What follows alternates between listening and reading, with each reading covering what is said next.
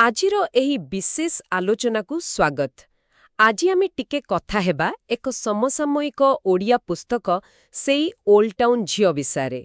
ବହିଟିକୁ ନେଇ ପାଠକଙ୍କ ମହଲରେ ବେଶ୍ ଚର୍ଚ୍ଚା ଚାଲିଛି। ତେଣୁ ଆମେ ଭାବିଲୁ ଚାଲନ୍ତୁ ଏହାର ଟିକେ ଗଭୀରକୁ ଯାଇ ଦେଖିବା ପ୍ରକୃତରେ ଏଥିରେ ଏମିତି କ'ଣ ଖାସ୍ ଅଛି। ଆଉ ଏହାର ଆରମ୍ଭ ହିଁ ବହୁତ ମଜାଦାର। ମାନେ ଯେକୌଣସି ବହିକୁ ଯେତେବେଳେ ଆପଣ କବିତା ବି କହୁଛନ୍ତି ପୁଣି ଗୀତିମୟ ଉପନ୍ୟାସ ବି କହୁଛନ୍ତି, ସେଇଠି ହିଁ ଗୋଟେ ପ୍ରଶ୍ନ ଆସୁଛି, ଲେଖକ ପ୍ରକୃତରେ କ'ଣ କରିବାକୁ ଚେଷ୍ଟା କରୁଛନ୍ତି। ଏକଦମ ଠିକ୍। ତେବେ ସେଇଠୁ ହିଁ ଆରମ୍ଭ କରିବା। ବହିଟି ହେଉଛି ସେଇ ଓଲ୍ଡ ଟାଉନ୍ ଝିଅ। ଲେଖକ ଡକ୍ଟର ଅଭିଷେକ ତ୍ରିପାଠୀ।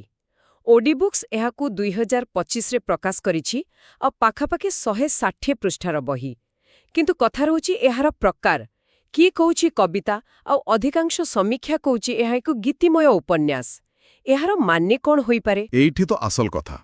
ଏ ଯୋଉ ଶୈଳୀର ମିଶ୍ରଣ, ଏଥିରୁ ଲାଗୁଛି ଯେ ଲେଖକ କେବଳ ଗୋଟେ କାହାଣୀ କହିବାକୁ ଚାହୁଁନାହାନ୍ତି, ବରଂ ସେ କେମିତି କହିବି, ଗୋଟେ ଅନୁଭବକୁ ଧରିବାକୁ ଚେଷ୍ଟା କରୁଛନ୍ତି। ଅନୁଭବକୁ? ଗଦ୍ୟ ଭିତରେ ଯେତେବେଳେ କବିତାର ଗୁଣ ଆସିଯାଏ, ସେତେବେଳେ ଭାଷା ନିଜେ ଗୋଟେ ଚରିତ୍ର ପାଲଟିଯାଏ। ଏହା ଆଉ କାହାଣୀ କହିବା ଭଳି ଲାଗେନି, ବରଂ ଶବ୍ଦରେ ଗୋଟେ ଚିତ୍ର ଆଙ୍କିବା ଭଳି ଲାଗେ। ପାଠକ ସେଇ ଅନୁଭବ ଭିତରେ ବୁଡ଼ିଯାଏ। ଆଚ୍ଛା। ଆଉ ଏହି ଗୀତିମୟ ଶୈଳୀ ବୋଧହୁଏ ଏହାର ବିଷୟବସ୍ତୁକୁ ଆହୁରି ଶକ୍ତିଶାଳୀ କରୁଛି। ଆମ ପାଖରେ ଥିବା ସୂଚନା ଅନୁସାରେ ଏହାର ସବୁଠୁ ବଡ଼ ବିଷୟବସ୍ତୁ ହେଉଛି ନଷ୍ଟାଲଜିଆ ଓ ସ୍ମୃତି। ମାନେ ଅତୀତକୁ ଫେରିଯିବା, ବିଶେଷ କରି ଓଲ୍ଡ ଟାଉନ୍ର ସଂସ୍କୃତି, ତାର ଲୋକ। ହଁ, କିନ୍ତୁ ଆମକୁ ଭାବିବାକୁ ହେବ ଏଇଟା କେଉଁ ପ୍ରକାରର ନୋଷ୍ଟାଲଜିଆ। ଆଜିକାଲି ତ ନୋଷ୍ଟାଲଜିଆ ଗୋଟେ ବହୁତ ଶକ୍ତିଶାଳୀ ଭାବନା। ଏଇଟା କ'ଣ ଖାଲି ପିଲାଦିନର ମିଠା ସ୍ମୃତି, ନା ସେହି ସମୟର କିଛି ହଜିଯାଇଥିବା ମୂଲ୍ୟବୋଧ? ମୋତେ ଲାଗୁଛି ଏଇ ବହିଟା ଦ୍ୱିତୀୟ କଥାଟା କରୁଛି। ଓଲ୍ଡ ଟାଉନ୍ ଖାଲି ଗୋଟେ ଜାଗା ନୁହେଁ, ଏହା ଏକ ଜୀବନଶୈଳୀର ପ୍ରତୀକ, ଯେଉଁଠି ସମ୍ପର୍କ ଗଭୀର ଥିଲା, ସମୟ ଟିକେ ଧୀରେ ଚାଲୁଥିଲା। ବାଃ, ଏଇଟା ବହୁତ ଭଲ କଥା। ମାନେ ଏହା ଖାଲି ଆମ ପିଲାବେଳୁ କେତେ ଭଲ ଥିଲା କହିବା ନୁହେଁ, ବରଂ ଆଜିର ଜୀବନରେ କ'ଣ ହଜିଯାଇଛି ତାର ଏକ ପ୍ରତିଫଳନ। ଆଉ ଏହାକୁ ଆଗକୁ ବଢ଼େଇଲେ ଦ୍ୱିତୀୟ ବିଷୟବସ୍ତୁ ଆସୁଛି ପ୍ରେମ ଓ ସମ୍ପର୍କ। କିନ୍ତୁ ଏହା ସାଧାରଣ ପ୍ରେମ କାହାଣୀ ନୁହେଁ ବୋଲି ଲାଗୁଛି। ନା ନା, ଆଦୌ ନୁହେଁ। ଏହା ବରଂ ସାମାଜିକ ବନ୍ଧନ, ଗୋଟେ ଜାଗା ସହିତ ଆମର ଯୋଉ ଭାବଗତ ସମ୍ପର୍କ ଥାଏ ସେଇ ବିଷୟରେ। ଆଉ ସେଇଠି ତ ସେଇ ଓଲ୍ଡ ଟାଉନ୍ ଝିଅ ଶୀର୍ଷକଟାର ଗୁରୁତ୍ୱ ଆସୁଛି।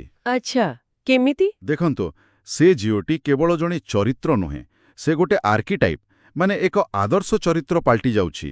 ସେ ହେଉଛି ସେହି ସ୍ଥାନର ଆତ୍ମା, ସେହି ସଂସ୍କୃତିର ପ୍ରତିନିଧି। ଯେତେବେଳେ ଆମେ ତା କଥା ପଢ଼ୁଛୁ, ଆମେ ସେହି ସମୟର ସରଳତା ଆଉ ସ୍ନେହକୁ ଅନୁଭବ କରୁଛୁ। ତାହେଲେ ଓଲ୍ଡ ଟାଉନ୍ ଝିଅ ଜଣେ ବ୍ୟକ୍ତିଠାରୁ ବେଶୀ ଏକ ଭାବନାର ପ୍ରତୀକ। ବୁଝିଲି। ଏହାପରେ ତୃତୀୟ ବିଷୟବସ୍ତୁ ଆସୁଛି ଆତ୍ମପ୍ରତିଫଳନ ଓ ପରିଚୟ। ସମୀକ୍ଷା କହୁଛି ଯେ ବହିଟି ପାଠକଙ୍କୁ ନିଜ ଜୀବନ ବିଷୟରେ ଚିନ୍ତା କରିବାକୁ ପ୍ରେରଣା ଦିଏ। ଏହା କେମିତି ହୋଇଥିବ? ମୋତେ ଲାଗୁଛି ଏଇଟା ସେଇ ଗୀତିମୟ ଶୈଳୀ ଯୋଗୁଁ ହିଁ ସମ୍ଭବ। ଯେତେବେଳେ କାହାଣୀ ସିଧାସଳଖ କୁହାଯାଏନି, ପାଠକଙ୍କୁ ନିଜ କଳ୍ପନା ଲଗେଇବାକୁ ପଡ଼େ। ସେମାନେ ଲେଖକଙ୍କ ଶବ୍ଦ ଭିତରେ ନିଜ ଅନୁଭୂତିକୁ ଖୋଜନ୍ତି। ଓଲ୍ଡ ଟାଉନର କଥା ପଢ଼ିଲା ବେଳେ ପାଠକ ନିଜ ଗାଁ କଥା ମନେ ପକାଏ। ସେ ଝିଅର କଥା ପଢ଼ିଲା ବେଳେ ସେ ନିଜ ଜୀବନର କୌଣସି ଗୁରୁତ୍ୱପୂର୍ଣ୍ଣ ସମ୍ପର୍କକୁ ମନେ ପକାଏ। ଏମିତି ଭାବରେ ବହିଟି ଗୋଟେ ଦର୍ପଣ ପାଲଟିଯାଏ। ବାଃ, ଏଇଟା ଗୋଟେ ଚମତ୍କାର ବ୍ୟାଖ୍ୟା। ଯେମିତି ପୁରୁଣା ଫଟୋ ଆଲବମ୍ ଦେଖିଲା ବେଳେ ହୁଏ, ଠିକ୍ ସେମିତି। ଆଉ ଏଠୁ ହିଁ ଚତୁର୍ଥ କଥାଟା ଆସୁଛି, ସର୍ବଭାରତୀୟ ମାନବୀୟ ଅନୁଭୂତି। ମାନେ ବହିଟି ଗୋଟେ ନିର୍ଦ୍ଦିଷ୍ଟ ଜାଗା ଉପରେ ହୋଇଥିଲେ ବି ଏହାର ଭାବନା ସମସ୍ତଙ୍କ ପାଇଁ ପ୍ରାସଙ୍ଗିକ। ଏଇଟା ହିଁ ତ ଭଲ ସାହିତ୍ୟର ପରିଚୟ, ଯାହା ଅତି ନିର୍ଦ୍ଦିଷ୍ଟ ହୋଇ ମଧ୍ୟ ସାର୍ବଜନୀନ ହୋଇଯାଏ। ଓଲ୍ଡ ଟାଉନର ଗଳିରୁ ବାହାରି ଏହା ପ୍ରତ୍ୟେକ ପାଠକଙ୍କ ମନର ଗଳିରେ ପହଞ୍ଚି ପାରୁଛି। କାରଣ ପ୍ରେମ, ସ୍ମୃତି, ବିଚ୍ଛେଦ ଏସବୁ ଅନୁଭୂତି ତ କୌଣସି ଜାଗା ବା ସମୟର ବନ୍ଧା ନୁହେଁ। ଠିକ୍। ଆଚ୍ଛା, ତେବେ ଆସନ୍ତୁ ଏହାର ଭାଷା ବିଷୟରେ ଟିକେ କଥା ହେବା। ପାଠକମାନେ କହୁଛନ୍ତି ଡକ୍ଟର ତ୍ରିପାଠୀଙ୍କର ଭାଷା ସୁନ୍ଦର, ଗୀତିମୟ ଏବଂ ସହଜ।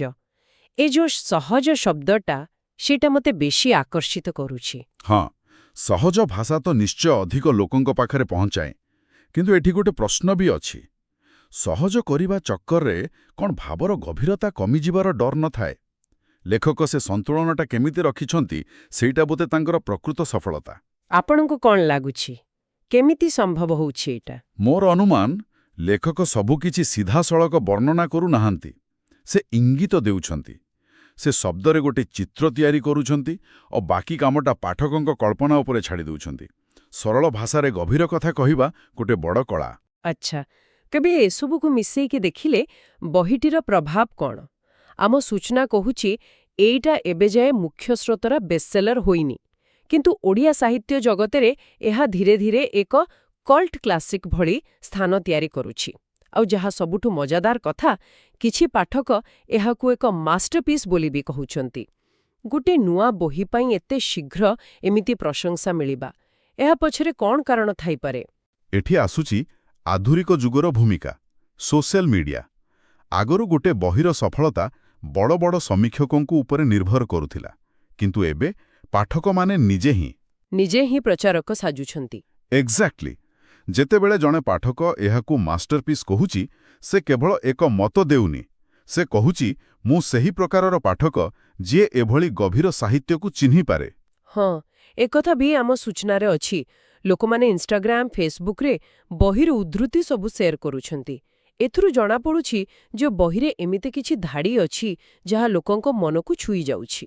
ଏଇଟା ଖାଲି ମନକୁ ଛୁଇଁବା ନୁହେଁ, ଏହା ବହିଟାର ରିଲେଟେବିଲିଟିକୁ ଦେଖାଉଛି।